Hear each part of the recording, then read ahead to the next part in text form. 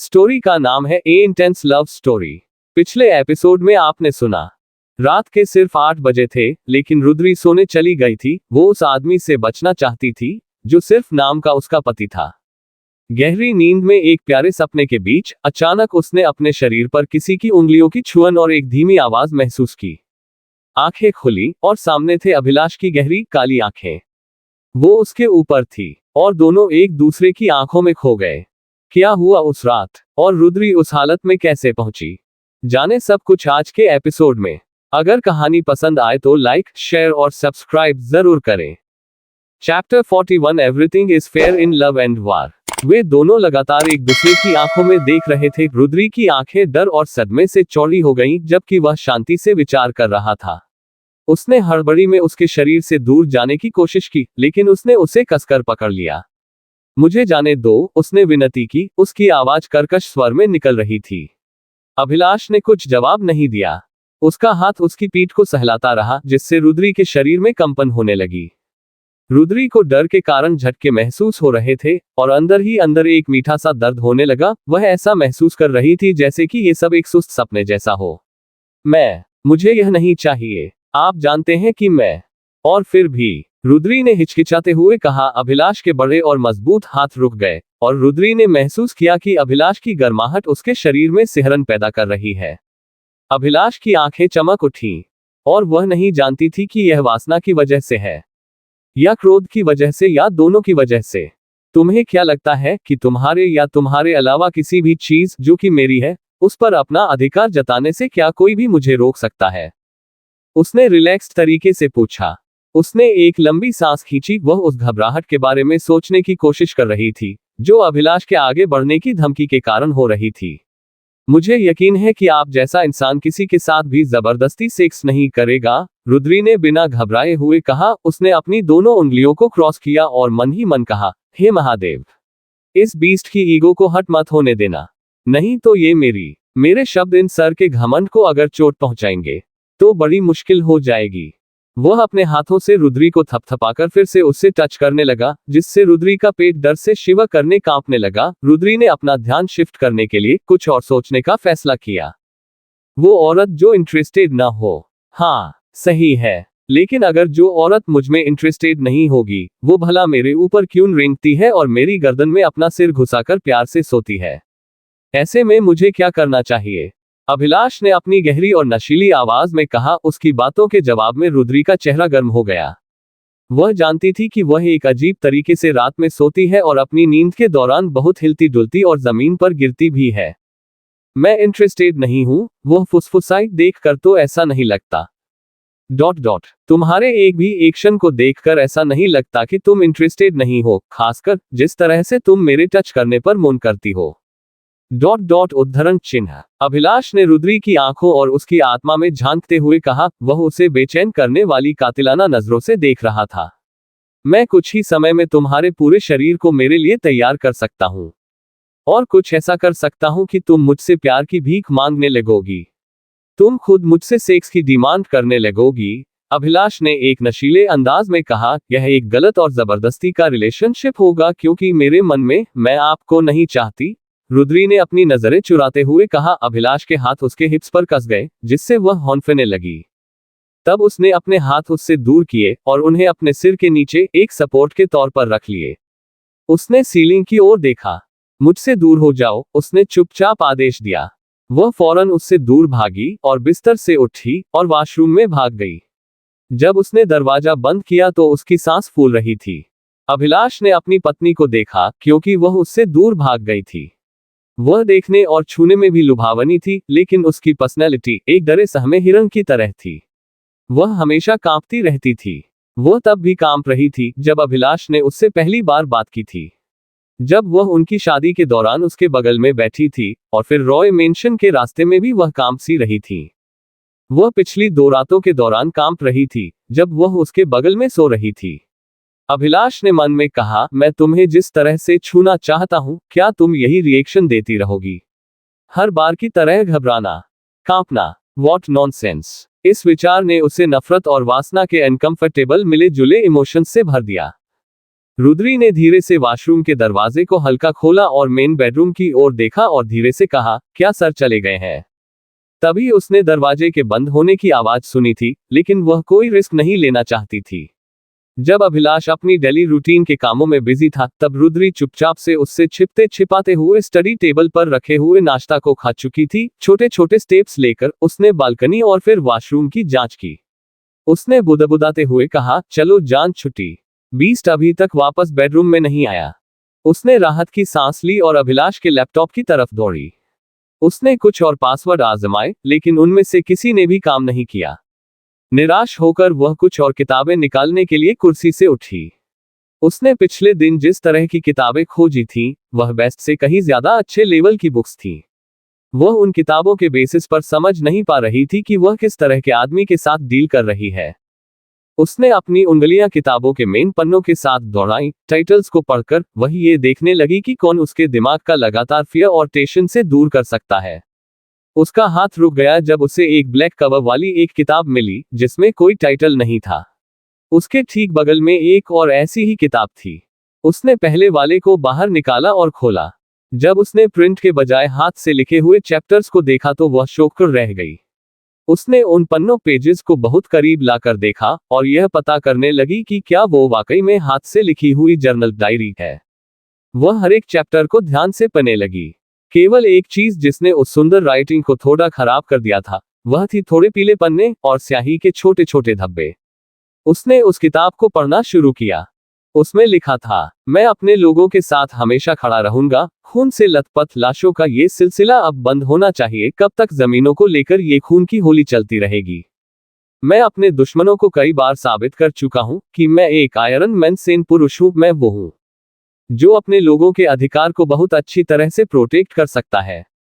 रुद्री ने पढ़ते पढ़ते किताब को बंद कर दिया और खुद को दोषी महसूस करते हुए अपना होठों को काट लिया, क्योंकि यह किसी की पर्सनल जर्नल डायरी थी। लेकिन किसकी? और सेन सरनेम जाना पहचाना लग रहा था। जिज्ञासु और समान रूप से दोषी महसूस करते हुए उसने फिर से जर्नल को खोला। उद्धरण चिन्ह ... मां परेशान थी। वह चाहती थी कि मैं रॉय खानदान के साथ कई पीढ़ियों की दोस्ती को बरकरार रखूं, इसलिए उनके खानदान की बेटी गिरिजा को बहुत मान सम्मान दूं, अपना सारा समय अपने गांव के लोगों के डेवलपमेंट में लगा दूं। रुद्री ने पढ़ते पढ़ते एक लंबी सांस ली। इन शब्दों ने उसके कानों को और उसके दिमाग को सुकून पहुंचाया और सारे टेंशन को दूर कर दिया। उसका दिल धड़क उठा और उसने इसे पढ़ना जारी रखने का फैसला किया। पुस्तक को ध्यान से पकड़े हुए वह बालकनी में गई और वहां रखी कुर्सियों में से एक में बैठ गई। रुद्री ने बुदबुदाते हुए कहा, क्या लिविंग रूम में एक टीवी चल रहा है? नहीं, वहां पर तो कोई टीवी नहीं है। इसका मतलब शंकर और ब्रिंडा आपस में बातचीत कर रही हैं, पर क्या? दिन बीतते गए। रुद्री को सेन एस्टेट में आए हुए केवल एक हफ्ता ही हुआ था, लेकिन यह उसे कई सदियों से भी ज्यादा अधिक महसूस हुआ। हफ्ते भर में उसे बेडरूम स्वीट की आदत हो गई थी। भले ही वह इस रो हाउस और स्कूल में कैदी की तरह रह रही थी, फिर भी उसे दुनिया की तमाम सुख सुविधाएं मिल रही थी। कम से कम ऐसा लगता था कि master bedroom sweet, living room सब उसके खुद के घर जैसा अपना है। और शायद वो अब प्रोटेक्टेड है। स्वीट में हर काम के लिए कई अलग अलग डेडिकेटेड एरिया थे। इससे रुद्री मस्त आराम से बेड पर सो पाती थी और अभिलाष के डेली के कामों पर नजर रख पाती थी। उसने धीरे से अपनी आंखें खोली और अभिलाष को अपने स्टडी रूम में उसके डेस्क पर हेडफोन के साथ देखा। वह अपने मोबाइल पर बातचीत करने में बहुत बिजी दिखाई दिया। अभिलाष ने उसकी ओर मुड़ने की जहमत नहीं उठाई जब वह बिस्तर से उतरी और उसके ठीक पीछे पीछे वॉशरूम तक गई। रुद्री बहुत घबराई हुई थी। उसने अपने मन में कहा, अगर मुझे चैप्टर 42 जो चाहो वो करो। अभिलाष ने नफरत से पूछा, तुम्हें क्या प्रॉब्लम है? प्रश्नवाचक चिन्ह उद्धरण चिन्ह। प्रॉब्लम है? आप हो वो problem. Problem my foot. Rudri ने अपने मन में कहा, तुम अपना मुंह खोलेगी या फिर मन ही मन हमेशा की तरह मुझे कोसती रहोगी? अभिलाष ने कहा और वह बेसब्री से रुद्री के जवाब का इंतजार करने लगा, मगर रुद्री चुप रही। स्कूल के अलावा तुम पूरे दिन इस स्वीट के अंदर क्यों छिपे रहती हो? तुम्हारे कृष्णकुंज में एक अफवाह चल रही है कि शायद मैंने अपनी पहली रात में ही तुम्हारी हत्या कर दी है। हत्या की बात सुनते ही रुद्री के पैर कांपने लगे। लेकिन आपने मुझसे कहा था कि मुझे यहाँ कमरे में रहना है, रुद्री ने कहा। अभिलाष ने अपनी भौहें सिकोड़ते हुए कहा, कब? पहली रात को रुद्री ने धीरे से कहा। वह शांत हो गया और फिर कुछ देर के लिए अपना सिर हिलाया और कहा, मेरे पास इन सब फालतू बातों के लिए समय नहीं है। कमरे से बाहर निकला करो। स्कूल से वापस आने के बाद रो हाउस के अंदर रहकर जो चाहो वो करो। रुद्री का दिल खुशी से उछल पड़ा और उसने हाँ में अपना सिर हिलाया। वह धीरे से सीधी उठ खड़ी हुई, बिना अभिलाष की ओर देखे वो सीधे वॉशरूम की ओर जाने लगी। अभिलाष ने कुछ और देर तक रुद्री को देखा। उसकी आंखें उसके शरीर को स्कैन कर रही थी, जैसे वह अपनी अगली चाल पर विचार कर रहा था। रुद्री ने कुछ देर अपनी सांसों को रोक कर रखा। उसे ऐसा लगा जैसे कि वो आगे आकर उसे कसकर अपनी बाहों में भर लेगा और फिर उसे इंटेंसली किस करेगा, लेकिन अभिलाष ने इनमें से कोई भी काम नहीं किया। एक और घृणा के साथ वह उससे दूर हो गया और एक्सरसाइज करने वाले एरिया की ओर चला गया। रुद्री को जोर से मुक्का मारने की आवाजें सुनाई देने लगी, जहां शायद अपना सारा गुस्सा अभिलाष ने एक पंचिंग बैग पर पीट पीट कर निकाल दिया। शॉवर के बाद रुद्री ने अपनी जॉगिंग ड्रेस पहनी। उसने वॉकिंग के लिए एक प्यारा सा पिंक कलर का टी शर्ट पहना और ब्लैक कलर की लेगिंग पहनी। उसके दिमाग में एक ही समय पर सैकड़ों बातों की बौछार हो रही थी। रुद्री ने अपने मन में कहा, इस घर में और कौन रहता है? इनकी इकलौती रिश्तेदार सिद्धि और इनका जिगरी दोस्त प्रवीण ... लेकिन और भी बहुत से लोग हैं, जैसे वे दो लोग ... शायद वे दोनों पति पत्नी हैं जो दिन रात अपने कामों में लगे रहते हैं, जो मेरी शादी के दिन से यहाँ रह रहे हैं। क्या यहाँ एक भी आदमी नहीं जो यहाँ से भागने में मेरी मदद कर सकता है? हे महादेव, कोई रास्ता दिखाओ। प्रवीण जी हमेशा इस खड़ूस अंकल के काम से विश्वपटा सिटी से बाहर जाते रहते हैं। क्यों न मैं उनको अपना दोस्त बनाकर अपने फ्रीडम को पाने की कोशिश करूं। शादी वाले दिन भी बीस्ट ने प्रवीण जी को गोपुरा जाने के लिए कहा था, पर यह क्लियर नहीं था कि प्रवीण जी यहाँ क्यों रहना चाहते हैं। हालांकि बीस्ट चाहता था कि वह तुरंत गोपुरा के लिए रवाना हो जाए। पता नहीं इस घर में और बीस्ट के दिमाग में क्या क्या चलता रहता है। हिम्मत जुटाकर उसने बाहर कदम रखने के लिए बेडरूम का दरवाजा खोला। शादी के बाद वह रो हाउस में पहली बार निकली थी। अब उसे ये नहीं पता था कि पहले कहाँ जाए। जैसे ही वह दरवाजा बंद करने वाली थी, उसकी नजर स्वीट के भीतर छोटी डाइनिंग टेबल पर रखे हुए नाश्ते पर पड़ी। वह बर्तन लेने के लिए वापस अंदर चली गई और बाहर जाते समय उन्हें ट्रे के अंदर रख लिया। एक लंबी सांस ली और अपने फ्रीडम स्वतंत्रता की ओर अपना पहला कदम बढ़ाया। उस आदमी ने उस सुबह उससे जो कहा था, उसके आधार पर उसने महसूस किया कि उसने उसकी बातों को गलत समझा होगा। उसने अपना गला साफ किया। मैं यहाँ सिर्फ ये देखने के लिए हूँ कि क्या मैं किसी भी तरह से मदद कर सकती हूँ, रुद्री ने प्यार से ब्रिंडा से कहा। आपको लगता है कि आप इस घर पर अपना राज चलाओगी और हम सभी पर अपना रूल चलाओगी, सिर्फ इसलिए कि आपने अभिलाष से शादी की है? महिला ने फुसफुसाते हुए कहा। अचानक हुए अनुचित कमेंट से रुद्री अवाक रह गई। मैं सिर्फ बर्तन रखना चाहती थी और यहाँ के लोगों से मिलना चाहती थी, उसने चुपचाप उत्तर दिया। दिखावा मत करो, आप अभी भी एक रॉय हो और हमेशा एक रॉय रहोगी। अभिलाष को अपने लोगों के लिए तुमसे शादी करनी पड़ी है, ब्रिंडा ने मुंह बनाते हुए कहा। रुद्री ने अपने शब्दों को कंट्रोल करने की कोशिश करते हुए अपनी भौहें चढ़ा दी। ये दिखावा करने की कोशिश मत करो कि तुम कुछ भी नहीं जानती हो। आप हमें बेवकूफ नहीं बना सकती। हम जानते हैं कि रॉय कैसे हैं और आप निश्चित रूप से उनमें से एक हैं, महिला ने अपने दिल में भरे जहर को शब्दों के रूप में कह दिया। रुद्री महिला पर वापस चिल्लाना चाहती थी, उसे बताना चाहती थी कि उसे रॉय और सेन के बीच क्या हुआ। इसके बारे में कुछ भी नहीं पता था, लेकिन उसने खुद को वापस संभाल लिया क्योंकि वह यहाँ दोस्ती करने के लिए आई थी, दुश्मनी नहीं। हालांकि सभी को ऐसा लग रहा था जैसे वे उसे पीड़ित देखने या मरने का इंतजार नहीं कर सकते। मैं घर में सभी से मिलना चाहती थी, उसने उनके शत्रुतापूर्ण चेहरों को देखते हुए कहा। अपने इस झूठ मूठ के सीधे साधे बिहेवियर से हमें मूर्ख बनाने की कोशिश मत करो। हम जानते हैं कि रॉय क्या करने में सक्षम है। महिला की आवाज में काफी गुस्सा था और अपने अंदर का दर्द वो अपनी बातों में कह रही थी। रुद्री जानती थी कि वह कोई जादुई छड़ी घुमाकर लोगों का अपने प्रति नजरिया नहीं बदल सकेगी। इसलिए उसने अपना समय या एनर्जी उन्हें ये समझाने की कोशिश में बर्बाद नहीं किया कि वह उन्हें किसी भी तरह से नुकसान पहुंचाने के लिए तैयार नहीं है। किचन से बाहर निकलते ही उसके कंधे हारकर झुक गए। वह मेन डोर की ओर गई। उसने किसी ऐसे व्यक्ति को खोजने की ठानी जो उससे फ्रेंडली लहजे में बात करने के लिए तैयार हो। जो महिला उस पर चिल्ला रही थी, वह किचन से बाहर निकल गई। तुम्हें क्या लगता है कि तुम कहां जा रही हो? तुम्हारी हिम्मत कैसे हुई इस तरह घूमने की जैसे ये तुम्हारा ही घर हो? ब्रिंडा ने एक कठोर आवाज में कहा, मैं बस बाहर देखना चाहती थी। रुद्री ने शांति से जवाब देते हुए कहा, सेन रो हाउस आपका घर नहीं है। ये रॉय का नहीं है। ब्रिंडा ने भड़कते हुए कहा, यह उसका घर है। वह अब एक सेन है। गहरी ठंडी आवाज जिसने उन्हें बहस के बीच में ही रोक दिया, रुद्री को भी वही जमा सा दिया। यह आवाज अभिलाष सेन की आवाज की तरह लग रही थी, लेकिन उसे यह जानने के लिए मुड़ना नहीं पड़ा कि यह वह नहीं है। उसने पिछले एक हफ्ते में अपनी आलीशान जेल के अंदर रहने में बहुत समय बिताया था, बस उसे सुन रही थी, जबकि उसने अपनी आंखें बंद कर ली थी। प्रवीण, मैं तो बस उसका परिवार ही कारण है। महिला की आवाज पीछे से सुनाई दी। क्या आपको पता है कि अभिलाष क्या करेगा जब उसे पता चलेगा कि आप परिवारों और झगड़े के बारे में बात कर रही हो? प्रवीण ने दांत पीसते हुए गुस्से में कहा। रुद्री धीरे से मुड़ी। ये बोलने वाले व्यक्ति कोई और नहीं, प्रवीण था। उसने उसे सबसे पहले दिन और फिर अपनी शादी के दिन देखा था। उस दोपहर को भी उसे बोलते हुए सुना था, जब रुद्री ने उन दोनों के बीच की बातचीत को रॉय मेंशन में सुना था। महिला बहस करती रही, हार मानने से इनकार करती रही। आप जानते हैं कि अभिलाष ने उससे शादी क्यों की, प्रवीण? लेकिन वह ऐसे अभिनय कर रही है जैसे वह एक सती सावित्री दुल्हन है, न कि हमारी दुश्मन। वह इस घर और हम सभी पर राज चलाने की कोशिश कर रही है। वह रॉय परिवार को जानकारी देने के लिए हमारी जासूसी भी कर सकती है। वे हमारे घरों में हम पर हमला करेंगे और हमारी हत्या करेंगे। ब्रिंडा ने चिढ़ते हुए कहा। ब्रिंडा, अब अपने मुंह से एक और शब्द नहीं निकालना, और कान खोलकर सुन लो। मैं अभिलाष नहीं हूं। मैं तुम्हें जान से मार डालूंगा, मैं ऐसा जरूर करूंगा। प्रवीण की आवाज, हालांकि डेडली थी, बहुत खतरनाक थी। रुद्री को बहुत अच्छा लगा कि कोई तो है तो इस घर में उसकी प्रोटेक्शन के लिए खड़ा है। रुद्री ने अपने मन में कहा, क्या प्रवीण जी वो मददगार हो सकते हैं?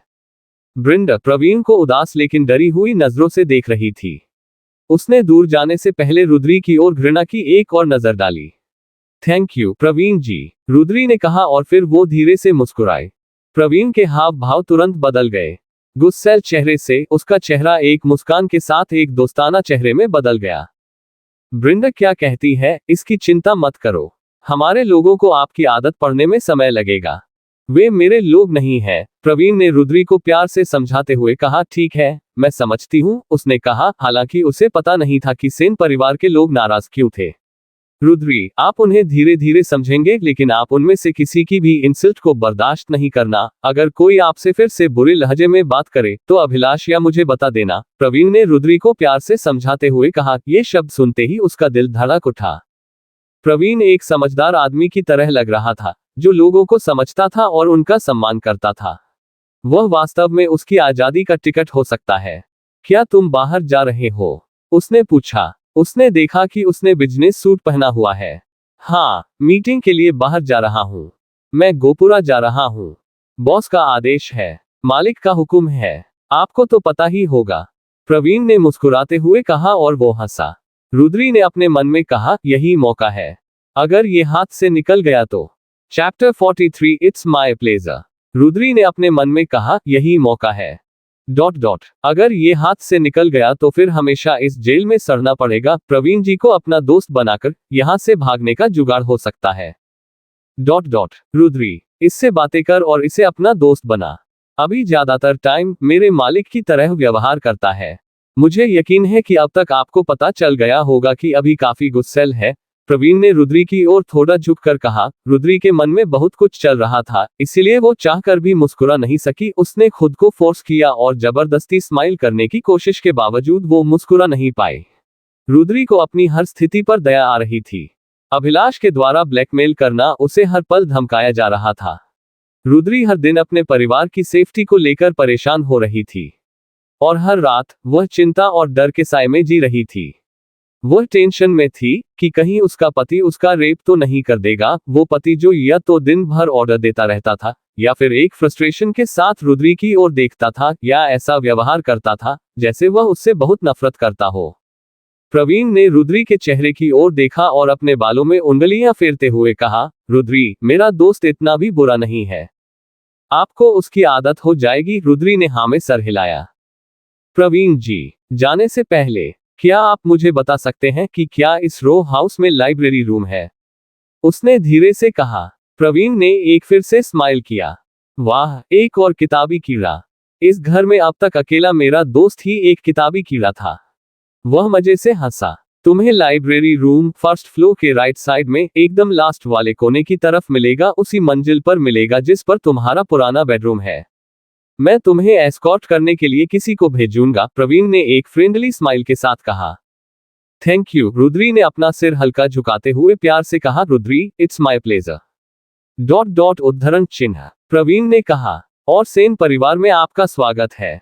मुझे लगता है कि मैं आपको कुछ हफ्तों के बाद में मिल पाऊंगा, इसलिए आप अपना ध्यान रखना और अगर आपको किसी चीज की जरूरत हो तो मुझे एसएमएस कर देना या कॉल कर लेना, प्रवीण ने रुद्री को प्यार से समझाते हुए कहा। प्रवीण के फ्रेंडली नेचर पर रुद्री के चेहरे पर एक प्यारी से मुस्कान छा गई। उसे अलविदा कहते हुए वह चला गया। कुछ क्षण बाद रुद्री ने लाइब्रेरी की ओर अपना रुख किया। वह धीरे धीरे सीढ़ियों से बिना आवाज किए हुए लाइब्रेरी रूम में चली गई। वहां कई सारी किताबें बहुत ही करीने से रखी हुई थी। किताबों की पंक्तियों को वो घूर रही थी, जो लगभग पूरे कमरे में कई सारी थी। ओह नो, मैं यहाँ बाकी के जर्नल्स को कैसे ढूंढूं? उसने अगले 2 घंटे किताबों की सूची के साथ कैटलॉग को देखने में बिताए। उसे जर्नल्स के बाकी हिस्सों को ढूंढना था जो वह पिछले हफ्ते से पढ़ रही थी। यह मृत्युंजय नाम के एक पुरुष और गिरिजा नाम की एक लेडी के द्वारा खूबसूरती से लिखी गई थी। मृत्युंजय की शादी एक रॉय से हुई थी, गिरिजा रॉय से। उस आदमी ने एक्चुअली में गिरिजा के बारे में हर डिटेल बात बहुत सारे जर्नल्स में अलग अलग वॉल्यूम में लिखी थी। वही दूसरी ओर गिरिजा ने भी मृत्युंजय के बारे में बहुत सारी बातें उन जर्नल्स में लिखी थी। रुद्री ने धीमी आवाज में पढ़ा। गिरिजा एक शिक्षित व्यक्ति थी और उन्होंने एक आकर्षक जीवन व्यतीत किया। ओके, पहली जर्नल और दूसरी की लगभग 3/4 में भी गिरिजा के बचपन के कारनामों का एक्सप्लेनेशन है। गिरिजा उन बाहरी लोगों में से एक थी जो स्पष्ट रूप से इस मेल डोमिनेटेड पुरुष प्रधान घर में अपनी पहचान बनाने की कोशिश कर रही थी। दूसरी जर्नल के अंत में गिरिजा का एक ऐसे व्यक्ति से शादी करने की तैयारी के बारे में एक्सप्लेनेशन है जिससे वह कभी नहीं मिली थी। यहाँ क्लियरली ऐसा लिखा गया है। क्या यार, बिना मिले या बिना देखे कोई ऐसे कैसे किसी को लाइफ पार्टनर बन सकता है? रुद्री ने धीरे से जर्नल पढ़ते हुए कहा। मेरी तो समझ में नहीं आ रहा कि गिरिजा एक ऐसे व्यक्ति से शादी करना क्यों चाह रही थी जिससे वह कभी नहीं मिली थी। ये पक्का फैमिली के प्रति रिस्पॉन्सिबिलिटी निभाने के कारण। अरे, यहाँ गिरिजा के बारे में ये भी लिखा है कि कैसे उन्होंने एक न्याय के लिए लड़ने वाले इंसान से शादी के लिए हाँ कहा। बाप रे बाप। ये मृत्युंजय सेन तो बहुत वोयलेंट हिंसक इंसान थे। ये बात अलग है कि वो न्याय के लिए हमेशा लड़ते थे। मृत्युंजय सेन और उनके कार्यों के बारे में पढ़ना सही में रोंगटे खड़े कर दे रहा है। लेकिन किस वजह से गिरिजा को मृत्युंजय का ये रूप बहुत प्यारा लगता था? यही नहीं, इसमें मृत्युंजय ने अपने क्रूएल कारनामों के बारे में ऐसे लिखा है जैसे कि वे सारे क्रूएल कारनामे गर्व करने की बात है। गिरिजा और मृत्युंजय की शादी से एक रात पहले वाली जर्नल तो मैंने पढ़ ली, पर आगे के सारे जर्नल्स कहाँ हैं? रुद्री अगले जर्नल्स को ढूंढने के लिए बेताब थी। जब वोयलेंट और क्रूएल जीवन जीने वाले अजनबियों से शादी करने की बात आई तो गिरिजा और मृत्युंजय की स्थिति रुद्री को उसकी खुद की लाइफ के जैसी ही लगी। लेकिन यहाँ पर एक बात अलग थी। गिरिजा अपने पति को इंटेंस लव करती थी, मगर रुद्री को अपने पति से इंटेंस नफरत थी। इसका मतलब यहाँ इमोशंस में बहुत अंतर था। ये सारे जर्नल्स मृत्युंजय और गिरिजा ने साथ मिलकर लिखे थे। दोनों ने अपने अपने थॉट्स को इनमें लिखा था। आगे का वॉल्यूम भाग को पढ़ते हुए रुद्री ने कहा, कल मेरी मृत्युंजय सेन से शादी होगी।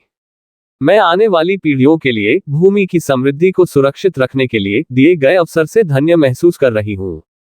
मैं उस आदमी का साथ हमेशा दूंगी। मैं उसकी ढाल बनकर उसके साथ हमेशा रहूंगी। सदियों पुरानी परंपरा के कारण मृत्युंजय मेरे भाग्य में आए हैं। हम दोनों मिलकर अपने लोगों की सेवा करेंगे और उनकी रक्षा करेंगे। मैं अब रॉय से सेन बनूंगी। रुद्री ने इसे जोर से पढ़ा। उस उत्साह और उत्सुकता को महसूस किया जो गिरिजा ने अपनी शादी के प्रति महसूस की थी। रुद्री ने बुदबुदाते हुए कहा, क्या गिरिजा ने सुखी जीवन व्यतीत किया या शादी के कुछ समय बाद ही उसके क्रूर पति ने उसकी हत्या कर दी थी? रुद्री चाहती थी कि गिरिजा ठीक हो। रुद्री अभी भी अपने चारों ओर फैले दर्जनों बुक्स में सारे जर्नल्स को ढूंढ रही थी जब उसे अपनी गर्दन पर चुभन महसूस हुई। उसने ऊपर देखा और उसकी आंखें एक गुस्सैल आंखों से जा मिली।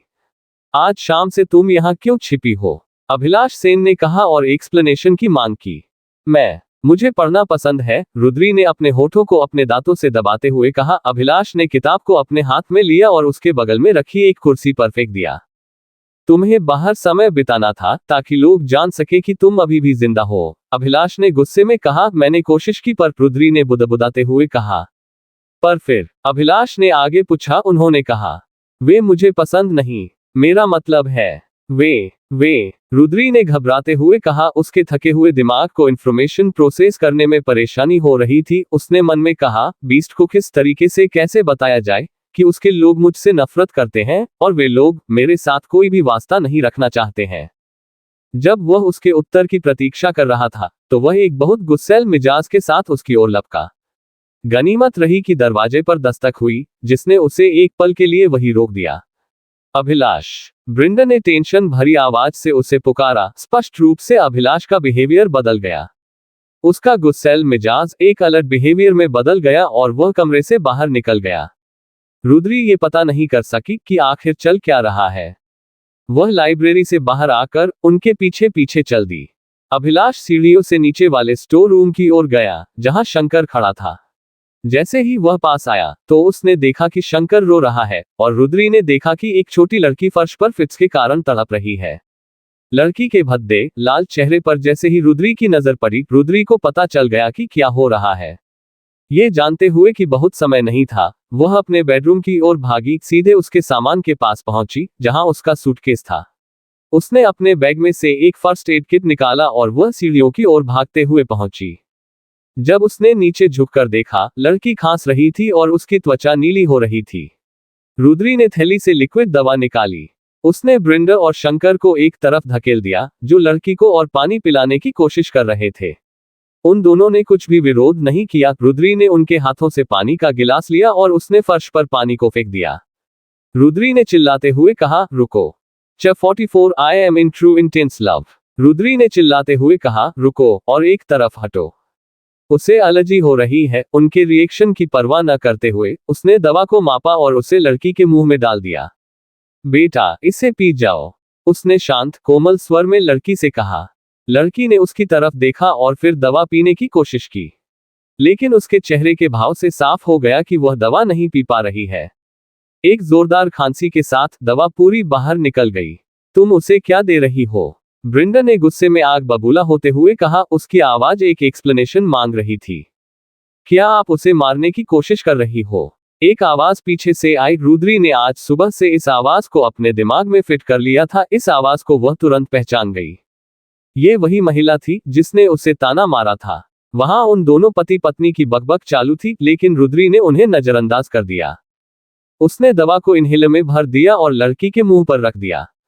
जब लड़की ने सांस लेना शुरू किया तो रुद्री ने बहुत करीब से उस बच्ची की ओर देखा। पीछे हटो, उसे कुछ ताजी हवा चाहिए, रुद्री ने क्लियर इंस्ट्रक्शन देते हुए कहा। उसे उम्मीद थी कि लड़की जल्द ही खुलकर सांस ले पाएगी, लेकिन उसके लक्षण बदतर होते दिख रहे थे। उसने लड़की की नब्ज चेक की और देखा कि उसकी पल्स गिर रही थी। रुद्री ने अपने मन में कहा, ओह नो, हे महादेव, अब क्या होगा? हमें अब एक एम्बुलेंस की जरूरत है, रुद्री ने उन दोनों से कहा।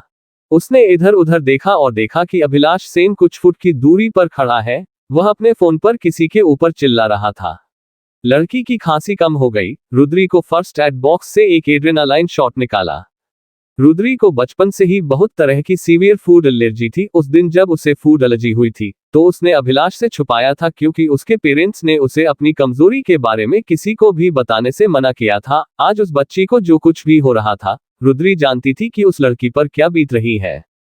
वह हमारे मनु को मारने जा रही है, ब्रिंडा ने रोते हुए कहा, लेकिन रुद्री ने उसके कमेंट को नजरअंदाज कर दिया। वह जानती थी कि वह क्या कर रही है। उसने लड़की की स्लीव्स को उसके कंधे तक ऊपर किया और दवा को सुई के जरिए कंधे में इंजेक्ट किया। सांस लो, आप कुछ ही मिनटों में ठीक हो जाओगी, रुद्री ने उस बच्ची को प्यार से पुचकारते हुए कहा। उसने इंजेक्शन का दूसरा शॉट रेडी किया। उसे लगा कि अगर पहले दिया हुआ इंजेक्शन काम नहीं करेगा तो उसे तैयार रहना चाहिए। उसे अंडर ऑब्जर्वेशन रखते हुए उसने इनहेलर को लड़की के मुंह पर रखना जारी कंटिन्यू रखा। लड़की की त्वचा को नॉर्मल रंग में वापस देखकर उसने राहत महसूस की। शंकर और ब्रिंडा फिर से अपनी बच्ची के आसपास मंडराने लगे। प्लीज पीछे हटो, उसे हवा की जरूरत है, रुद्री ने चिढ़ते हुए कहा। उन दोनों ने उसकी बात मान ली, लेकिन उसने महसूस किया कि कोई उसके बहुत करीब खड़ा है और ठीक उसके बगल में खड़ा है। मैंने कहा कि उसे सांस लेने की जरूरत है। क्या समझ नहीं आ रहा है? अब क्या फारसी में बोलूं? उसने गुस्से में अपनी आवाज को ऊंची करके कहा। उसने उस इंसान को बिना देखे उसके एक पैर पर हाथ रखा और थोड़ा धक्का दिया, लेकिन वह व्यक्ति नहीं हिला। उसने ऊपर देखा तो उसकी नजर अभिलाष सेन पर पड़ी। एक पल के लिए रुद्री वहीं पर जम गई, इससे पहले कि वह कुछ कहती। डॉक्टर 1 मिनट में यहां पहुंच जाएगा, अभिलाष ने शांति से कहा। वह ठीक हो जाएगी। उसे सिर्फ एलर्जी हुई है, फूड एलर्जी होने के ज्यादा चांसेस है, रुद्री ने उसकी ओर एक टक से देखते हुए कहा। अभिलाष ने शंकर की ओर रुख किया, जो उस बच्ची के पास खड़ा था। उसने पूछा, क्या मनु ने आज कुछ नया खाया था? नहीं, ब्रिंडा ने जवाब दिया। तो फिर उसने क्या खाया था? रुद्री ने पूछा। उसने रोहू करी खाए और कुछ मिनट बाद खांसने लगी, ब्रिंडा ने कहा। डॉक्टर साहब आ गए, ब्रिंडा ने कहा, इससे पहले कि रुद्री डॉक्टर आशीष लांबा को उस बच्ची का केस समझाने के लिए कुछ कह पाती। डॉक्टर साहब का बैग लेकर शंकर अपनी बच्ची की ओर तेजी से बढ़ा। अभी वह कैसी है? डॉक्टर आशीष लांबा ने पूछा। रुद्री ने उसे अपने केस से स्टेथोस्कोप निकालते देखा। ब्रिंडा समझाने लगी कि बच्ची के साथ क्या हुआ था। उसने ये भी बताया कि रुद्री ने मदद की थी। डॉक्टर रुद्री की ओर देखकर मुस्कुराए और उन्होंने कहा, मदद करने के लिए धन्यवाद। क्या आपने एलर्जी से निपटने के बारे में पढ़ाई की है? हाँ, रुद्री ने कहा, ये तो बहुत अच्छी बात है। मैं आपको और भी ज्यादा ट्रेन कर सकता हूँ, इस तरह से आप और लोगों को भी हेल्प कर सकती हैं। विश्वपटा तो जाना माना शहर है, लेकिन गांवों में बेसिक मेडिकल हेल्प नहीं है। हमारे यहाँ ऐसे लोगों की बहुत कमी है जो घायलों या बीमारों की मदद के लिए तैयार रहते हैं। अगर आपको इंटरेस्ट है तो मैं आपको कुछ बेसिक इमरजेंसी तकनीकों की ट्रेनिंग दे सकता हूँ। नहीं, इसकी कोई जरूरत नहीं है, रुद्री ने जवाब देते हुए कहा। ओह, मैंने सोचा था कि आपको इसमें इंटरेस्ट है। अभिलाष ने हमेशा जरूरत पड़ने पर लोगों की मदद की है, और मैंने सोचा कि आप भी। डॉक्टर ने एक उतरे हुए चेहरे के साथ कहा। रुद्री ने अपना सिर हिलाते हुए कहा, नहीं, मेरा मतलब था कि ट्रेनिंग जरूरी नहीं है, डॉक्टर आशीष लांबा। मैंने अपने गांव में कम्युनिटी हेल्थ वर्कर का कोर्स 12th के बाद कर लिया था। मैं ऑलरेडी ट्रेंड हूं। मैं वहां पर दिन रात लोगों की मदद करती हूं। डॉक्टर आशीष लांबा की आंखें चमक उठी और उन्होंने ने कहा, ओह, तो क्या आप एक नर्स हैं? नहीं, मैं अभिलाष सेन का एक्सप्रेशनलेस चेहरा देखकर रुद्री ने डॉक्टर से कहा। अभिलाष के गंभीर चेहरे से अपनी नजरें हटाकर उसने डॉक्टर के उत्सुक चेहरे की ओर देखते हुए कहा, मैं एक मैथ्स फैकल्टी हूं। मुझे बेसिक मेडिसिन के बारे में जानना अच्छा लगता है। कमरे में पिन ड्रॉप साइलेंस था। तब डॉक्टर लांबा ने उत्साहित मुस्कुराहट के साथ कहा, यह बहुत अच्छी खबर है। रुद्री धीरे से मुस्कुराई। डॉक्टर की नजर जमीन पर रखे रुद्री के मेडिकल बैग पर पड़ी। तो आपने लड़की को सांस लेने में आसानी के लिए इनहेलर के अलावा? डॉक्टर ने उलझन भरी नजर से रुद्री की ओर देखकर पूछा। मैंने उसे एड्रेनालाइन शॉट भी दिया, रुद्री ने उन्हें खुराक के बारे में इंफॉर्मेशन देते हुए कहा। ओह, लेकिन बच्चे को देने के लिए आपके पास एड्रेनालाइन शॉट कहां से आया? रुद्री ने डॉक्टर आशीष को याद दिलाते हुए कहा, मुझे फूड एलर्जी है और मुझे कभी कभी सेम रिएक्शन होते हैं। रुद्री ने अभिलाष सेन की निगाहों को खुद पर महसूस किया। उस समय तक जब वह एक इमरजेंसी से निपट रही थी, तब तक वह लड़की की जान बचाने के अलावा लगभग सब कुछ भूल चुकी थी।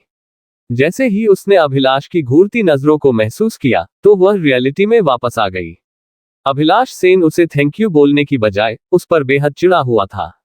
हैरानी की बात यह थी कि उसने अपने गुस्से को कंट्रोल करते हुए अपनी नाराज निगाह डॉक्टर की ओर की और कहा, डॉक्टर आशीष, क्या मनु को अस्पताल ले जाने की जरूरत है? नहीं, वह अब ठीक है, डॉक्टर ने कहा। फिर अपना मेडिकल केस समेटा और जाने के लिए उठ खड़े हुए। आपसे मिलकर खुशी हुई, टीचर सेन, डॉक्टर ने मासूमियत के साथ कहा और चले गए। उसकी मासूम बातों ने, स्पेशली सेन शब्द ने रुद्री को थोड़ा मदहोश कर दिया। रुद्री ने अपने मन में कहा, ओह सेन, क्या अब यही है मेरी नई पहचान? मनु को अंदर ले जाओ और रात का खाना स्वीट में भेज दो, अभिलाष ने ब्रिंडा और शंकर को इंस्ट्रक्शन देते हुए कहा। फिर उसने अपनी निगाह रुद्री की ओर की और कहा, चलें। वह जमीन पर जम सी गई थी। वो थोड़ा कंफ्यूजन महसूस कर रही थी। उसकी आईब्रोज थोड़ी तनी हुई थी। अभिलाष ने उसकी कलाई पकड़ ली और उसे अपनी ओर खींच लिया। उसकी कलाई पर पकड़ सख्त नहीं थी, लेकिन जब वह उसे मास्टर बेडरूम तक ले गया तो रुद्री को अपनी कलाई में जलन सी महसूस हुई। जैसे ही वे स्वीट में वापस आए, उसने उनके पीछे का दरवाजा बंद कर दिया। अभिलाष ने चेहरे पर रोष देखकर रुद्री को लकवा सा मार गया। वह डर गई। उसे अब यकीन हो गया था कि हमेशा की तरह अभिलाष को उस पर चिल्लाने का मौका मिल गया है। तुमने मुझे क्यों नहीं बताया कि तुम्हें फूड एलर्जी है? तुम 2 दिन पहले उस एलर्जी की वजह से मरने की कगार पर थी, और अगर तुम सच में मर जाती तो। अभिलाष ने अपने मन में कहा, god damn it, I am in true intense love. अचानक से इस सवाल और जवाब वाले सेशन से वह इतनी चौंक गई कि उसका कांपना बंद हो गया। मैं कुछ भी खाने से पहले चेक करती हूँ, रुद्री ने अपनी नजरें चुराते हुए कहा। उसने पूछा, कैसे? 45 वाइफ होने की इंपॉर्टेंट ड्यूटी। मैं कुछ भी खाने से पहले चेक करती हूँ, रुद्री ने अपनी नजरें चुराते हुए कहा। उसने पूछा, कैसे? मुझे केवल आर्टिफिशियल फूड कलर से एलर्जी है, और मैंने देखा कि आपके यहाँ कोई भी डिश में आर्टिफिशियल फूड कलर का यूज नहीं करते हैं। उसका लहजा नर्म हो गया। वह कुछ कहने ही वाला था, लेकिन एक हल्की सी दस्तक सुनकर वह रुक गया। अंदर आओ, उसने जोर से कहा। और फिर उसने उसकी ओर देखा और कहा, रात का खाना खाओ और यहाँ मेरे पास बेडरूम में सोना। कहीं तुम्हारा प्रोग्राम लाइब्रेरी में सोने का तो नहीं है? You are really? रुद्री ने धीरे से सिर हिलाया। अभिलाष बेडरूम से बाहर जाने से पहले कुछ पलों के लिए रुद्री को देखता रहा और फिर वहां से चला गया। थोड़ी देर पहले ब्रिंडा रोलिंग कार्ट में खाना लेकर अंदर आ गई थी। उसने डाइनिंग नूक पर बर्तन और खाना सेट करना शुरू कर दिया। अब कुछ सेट करने के बाद वह रोलिंग कार्ट लेकर बाहर जाने के बजाय वही खड़ी हो गई। उसने अपने चेहरे पर मुस्कान के साथ रुद्री की ओर देखा। मेरा नाम ब्रिंडा है। मैं कल से रोज तुम्हारा पसंदीदा डिश बनाना चाहती हूँ, ब्रिंडा ने रुद्री के प्रति थैंकफुल होते हुए कहा। वो थोड़ा झिझक कर मुस्कुराए। थैंक यू ब्रिंडा, कल जो आपने आंवले की चटनी बनाई थी वो मुझे बहुत अच्छी लगी। मैं कल भी वो खाना पसंद करूंगी, रुद्री ने ग्रेटिट्यूड के साथ कहा। ब्रिंडा थोड़ा मुस्कुराए और चली गई। रात के खाने और शॉवर के बाद रुद्री सीलिंग को घूरते हुए बिस्तर पर लेट गई। उसने अपने मन में कहा, अब तक मेरे 3 स्पोर्टर बन चुके हैं, प्रवीण जी, डॉक्टर लांबा और ब्रिंडा। ये लोग अच्छे लग रहे हैं, लेकिन मुझे पता नहीं है कि इनमें से कोई भी सर के खिलाफ जाकर मेरी यहाँ से भागने में मदद करने की हिम्मत करेगा या नहीं। क्या पता कि मेरी हालत पर शायद इन्हें कोई सिंपैथी होगी भी या नहीं, और क्या मालूम यहाँ से भागने में ये मेरी मदद करने में केपेबल सक्षम होंगे या नहीं। इसका मतलब है कि इन तीनों को सहयोगी बनाने के अलावा मुझे अपने परिवार को सुरक्षित रखने के लिए भी तेजी से काम करने की जरूरत है। रुद्री बेड से उठी लाइब्रेरी की ओर चल दी। अभिलाष जब बेडरूम में आया तो उसने रुद्री को वहां न पाकर अपने मन में कहा, मिस बडबड अब क्या गड़बड़ करने चली गई है? और ये कहाँ चली गई? रुद्री प्लीज मेरे सब्र का इंतहा मत लो। उद्धरण चिन्ह। वहां दूसरी ओर रुद्री के लाइब्रेरी में पहुंचते ही उसे एक अलग तरह की बुक मिली। उसने उसे खोला और पढ़ने लगी। उसमें बहुत सारी बीमारियों के इलाज के लिए तरह तरह के घरेलू नुस्खे लिखे थे। रुद्री ने बुदबुदाते हुए कहा, जब भी मैं या पिताजी बीमार पड़ते थे तब माँ ने हमेशा मामूली सर्दी या बुखार को ठीक करने के लिए घरेलू उपचार का उपयोग करने की कोशिश की। कम्युनिटी हेल्थ वर्कर बनने के बाद भी मैंने भी जितना हो सके प्राकृतिक उपचारों का उपयोग करना ही पसंद किया। इस किताब में तो बहुत अच्छे घरेलू नुस्खे दिए हुए हैं। उसने उस बुक के हर पेज को बारीकी से पढ़ा और पाया कि उसमें क्लियर इंस्ट्रक्शन थे कि विभिन्न छोटी छोटी बीमारियों के लिए किस उपाय का उपयोग किया जा सकता है। ज्यादातर प्राकृतिक दवाओं के बारे में अच्छी बात यह थी कि उनका कोई भी साइड इफेक्ट नहीं था। यह महसूस करते हुए कि यह सेन परिवार में रहने वाले लोगों के लिए उपयोगी हो सकता है, वह उसे अपने साथ नीचे ले आई। जब ब्रिंडा ने उस किताब को देखा तो कहा, यह रंभा का है। ये रंभा कौन है? रुद्री ने तुरंत सवाल किया। अभिलाष की माँ। वह एक आयुर्वेदिक डॉक्टर है, प्राकृतिक उपचारों का उपयोग करके बहुत सी बीमारियों को ठीक करने में माहिर है। उनके पास हमेशा मरीजों की लाइन लगी रहती है, ब्रिंडा ने सब कुछ बताते हुए कहा। रुद्री ने अपने मन में कहा, तो क्या सर की माँ का नाम गिरिजा नहीं है? तो फिर ये गिरिजा है कौन? हर दिन कुछ घंटों के लिए वह अभी भी जुनूनी रूप से लाइब्रेरी में गिरिजा और मृत्युंजय की जर्नल्स की खोज कर रही थी। अच्छा, तो अब गिरिजा कहाँ है? रुद्री ने लापरवाही से सवाल किया, भले ही वह जानती थी कि अगर अभिलाष सेन ने पाया कि वह चारों ओर जासूसी कर रही है तो वह बहुत परेशानी में पड़ सकती है। ब्रिंडा की आंखों में दुख का सैलाब उमड़ पड़ा और उसने कहा, एक हरामी कुत्ते ने उनकी हत्या कर दी। उस दिन रुद्री चौंक गई। हत्या से आपका क्या मतलब है? रुद्री ने सवाल करते हुए कहा। रुद्री को ब्रिंडा के चेहरे पर नफरत साफ साफ दिखाई दे रही थी। वो कौन था? रुद्री ने ब्रिंडा से पूरी बात जानने की कोशिश की और पूछा, ब्रिंडा? अभिलाष सेन की गुस्सैल आवाज आई। ब्रिंडा उसके गुस्सैल चेहरे को देखकर सहम सी गई। रुद्री को भी उतना ही डर लगा। पिछले एक हफ्ते में उसने मुश्किल से उससे कोई भी बातचीत की थी या उसे देखा था। जैसे ही वह उठी, ठीक उसी समय वह उसके करीब आया। अभिलाष उसे ब्रिंडा से दूर अपने कमरे में खींचकर ले गया और दरवाजा बंद कर दिया। वह बहुत सहमी हुई थी, अनजाने से डर की वजह से रुद्री को अंदर तक शिवरिंग हो रही थी। मैंने अपने परिवारों के बारे में बोलने के लिए या उनके बारे में कुछ भी पूछने के लिए सख्त मना किया था। क्या तुम्हें इतनी सिंपल बात समझ में नहीं आती? लगता है मैथ्स पढ़ते पढ़ते और फिर अब पढ़ाने से तुम्हारे कमजोर दिमाग पर नेगेटिव असर हो रहा है। मिस बटबट, तुम दिमाग से कमजोर हो चुकी हो। अभिलाष ने रुद्री की बाहों को कसकर पकड़ते हुए कहा। मैं इस जगह और सभी के बारे में सब कुछ जानने में बहुत इंटरेस्टेड हूँ। प्लीज, ये ब्रिंडा की गलती नहीं है। मैंने उनसे पूछा कि गिरिजा कौन है। रुद्री ने सब कुछ एक्सप्लेन करते हुए कहा। अभिलाष अब और भी नाराज दिख रहा था। तुम्हें कहा ना, किसी से भी कोई डिस्कशन मत करना। Do you understand? अभिलाष ने अपने इंडेक्स फिंगर को दिखाकर रुद्री को वार्निंग देते हुए कहा। क्यों? रुद्री ने उसे चुनौती देते हुए कहा। वह अभिलाष के साथ इस तरह से डर डर के जीने से तंग आ चुकी थी। वह कौन है? मैं जानना चाहती हूँ। मुझे उनके बारे में सब कुछ जानने का अधिकार है, रुद्री ने बहस करते हुए कहा। उसकी बात को सुनते ही अभिलाष की आंखों से दहकते अंगारे बरसने लगे। वह भयानक लग रहा था। वह धीरे धीरे उसकी ओर बढ़ा और कुछ ही इंच की दूरी पर रुक गया। अच्छा, उसने ठंडे आव भाव के साथ कहा।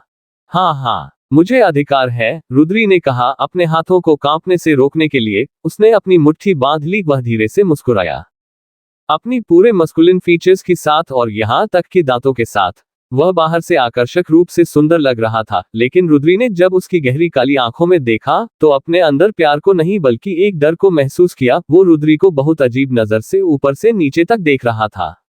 मैं तुम्हें थोड़ा टाइम देना चाहता था, इससे पहले कि तुम मेरी पत्नी बनने की सारी ड्यूटी निभाओ, लेकिन तुम तो सुपर एक्साइटेड लग रही हो। तुम्हें बहुत ज्यादा अपने अधिकारों को हासिल करने की जल्दी है। अब टाइम आ गया है कि तुम एक वाइफ होने की इंपॉर्टेंट ड्यूटी को पूरा करो, अभिलाष ने रुद्री को घूरते हुए कहा। इस धमकी पर वह घबराकर अभिलाष से दूर जाना चाहती थी, लेकिन उसने खुद को वही रोक लिया। रुद्री ने मन में कहा, सेन परिवार में हर कोई आपकी पूजा करता है। आप असल में बुरे इंसान नहीं हो सकते हो। नहीं, आप मुझे नहीं छुओगे, मुझे कुछ नहीं करोगे। आप बीस्ट नहीं हो। मुझे पता है कि आप मुझे चोट नहीं पहुंचा, रुद्री ने उस जगह पर विश्वास के साथ खड़े होकर कहा। इससे पहले कि वह अपनी बात पूरी कर पाती, उसने उसे उसके बालों से पकड़ लिया और उसका सिर पीछे खींच लिया। वह डर के मारे हौंफने लगी। कभी भी मेरे बारे में ख्याली पुलाव मत पकाना, उसने फुफकार कर उसके बालों पर दबाव बनाते हुए फुसफुसा कर कहा। आप एक महिला को चोट नहीं पहुंचाएंगे, रुद्री ने अपनी बात को दबी आवाज में कहा। मैं अभी तुम्हें चोट पहुंचा रहा हूं, उसने कहा। उसका चेहरा पूरी तरह से नफरत से भरा हुआ था। वह उसी गुस्सैल चेहरे के साथ रुद्री को देख रहा था। मैं तुमको उन तरीकों से चोट पहुंचाने का सपना देख रहा हूं, ... जो तुम सपने में भी नहीं सोच सकती। यहां तक कि एक बीस्ट भी वो सब नहीं करेगा। मेरा विश्वास करो, तब जाकर मुझे न्याय मिलेगा और मेरे लोगों को भी ... मैं तुम्हें तब तक टॉर्चर करूंगा जब तक कि तुम्हारी आत्मा तुम्हारे शरीर से बाहर न निकल जाए और सिर्फ एक खोखला बदन न बच जाए। मिस रॉय, शायद इससे मेरे नुकसान की भरपाई हो जाएगी, अभिलाष ने अपने दांत पीसते हुए कहा। उसकी आंखों से अंगारे बरस रहे थे। रुद्री ने महसूस किया कि उसके हाथ उसकी गर्दन के चारों ओर लपटे हुए हैं, जिसके कारण उसकी गर्दन के चारों ओर दबाव बढ़ रहा था। उसे सांस लेने में बहुत दिक्कत महसूस हो रही थी। वह डर के मारे चिल्लाई।